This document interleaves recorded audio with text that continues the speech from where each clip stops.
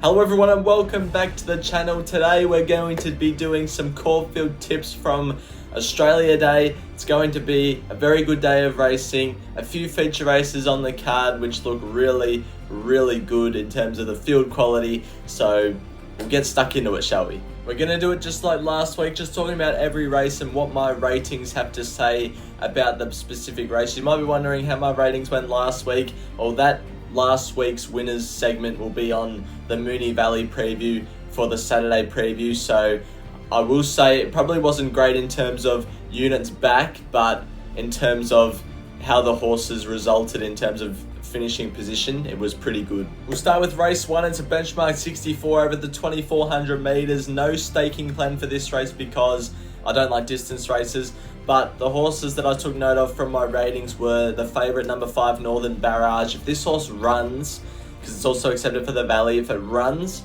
on Friday at Caulfield, it's a really good chance. 4th up, Mick Kent results usually in a win, but I won't go too early.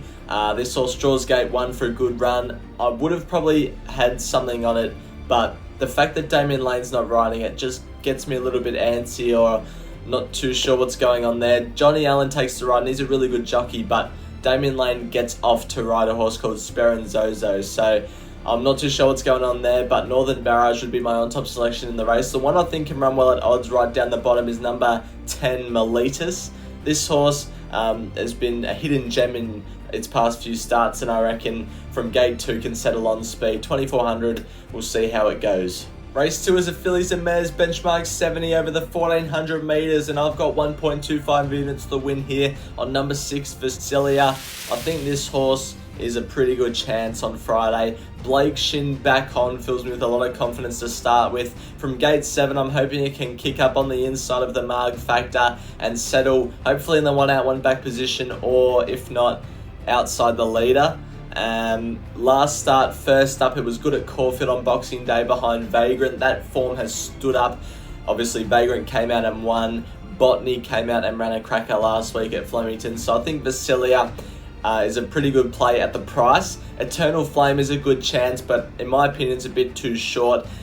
I'm a bit worried about the second up syndrome. It experienced at last preparation when it stepped up to 1400 off a really good 1200 run Eternal Flame. Got the second up syndrome, didn't run too well. That's the only thing that's holding me back from saying Eternal Flame's a good chance at the price. But we'll see how it goes. It's got Damien Lane on. Frenchman's Bay can win number 1. That ranked very highly. And the horse that could be over the odds is number 4 Roma's Wish. Races 3 and 4 are the Blue Diamond previews, but because there's been no race form or hardly any race form from those races, didn't bother to do the ratings, so I don't have anything to work off. Those selections will be available on Twitter and YouTube community on race morning. Race 5 is the WJ Adams Stakes over the 1000 meters at listed level, and I've got 2.5 units to win here on number 6 Barvia. I think this horse is very hard to beat. Back to 1000 meters doesn't concern me because there looks to be a lot of speed on paper. Even though she might not keep up, all the horses in front of her will be stopping and she'll be powerful late. Now, she won the Black Pearl last start at Geelong, a race where it didn't rate really highly for the others, but Barvia rated really well out of that race compared to the rest of the field. So I think she's a class above that Black Pearl form. Before that was pretty good up in Sydney with Craig Williams in the saddle. Raced in some 3-year-old handicaps in July and June, and those have ranked way higher than what the Najem Sahales and Katsus have been producing. So I think Barvia is the one to beat. Damien Lane sticking with it also fills me with a lot of confidence. In terms of the others, Q-Man comes over from Adelaide. It can win, but not sure about it in a high pressure 1000 meter race. 1000 meters is right up its alley, but just there looks to be a lot of speed. Indian Pacific, I think, can run well. First up, Najem Sahale and Katsu, I think, are on the same wavelength as each other. Katsu cops a bit of a penalty off its win last start. I forget what the race is called down the Flemington Straight that it won last start. So I think they all have to catch up to Varvia here. Race 6 is the Manfred Stakes at Group 3 level for the 3-year-olds. Now, no staking plan in this race because it's all dependent on which horses go where. So there's 8 horses in the race. I think 3 of them are accepted for the Group 2 Australia Stakes at Moonee Valley on Saturday, those being Brave Mead, Centrefire and Southport Tycoon. So there could be 5 in this race come Friday, but we'll see how we go. If that's the case and all 3 go to the Australia Stakes, I believe it's out of King Colorado and Stapati. I think those are the 2 to beat out of the race. I haven't got Carbonados going well out of that Geelong meeting, but it probably will prove me wrong. But I just haven't got it going well, so I haven't got it anywhere near my top selection. Southport Tycoon, I think Damien Lane going on this horse first up is a really, really big tick.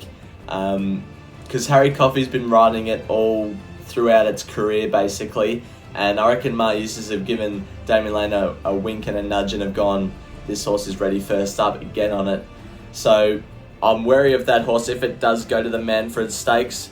My on-top selection in the race will most likely be Stapati, but we'll have to see how we go depending on scratchings. Race 7 is the John Dillon Stakes over the 1400 metres at listed level. I'm backing 2 in this race. The first one is 1 unit, the win on Ayrton.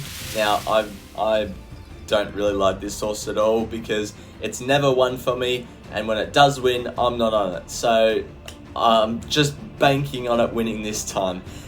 5 from 7 first up is something that really lured me in. It won first up last preparation when I didn't expect it to at all, and it did. So I think this horse is just a pocket rocket first up. Draws gate 6, can settle midfield or so, which I think will be beneficial for this race, considering the fast speed likely to be set, and will be powering late. Hopefully first up has a freshness in the legs. And the next one is 0.75 units the win on number 2 Buffalo River. I think this horse gets complete control out in front, and I would have had it probably on top by a fair way if it wasn't first up, but the fact that it's first up and not fit is the only thing that's holding me back from saying it's a really good chance, and I'm happy to have it on top clearly. So I think I'm not gonna let it go around without me having something on. Buffalo River will go to the front in a race where there looks to be no other leaders. Will get its own way, but fitness is the only worry. So Ayrton and Buffalo River for me in race 7.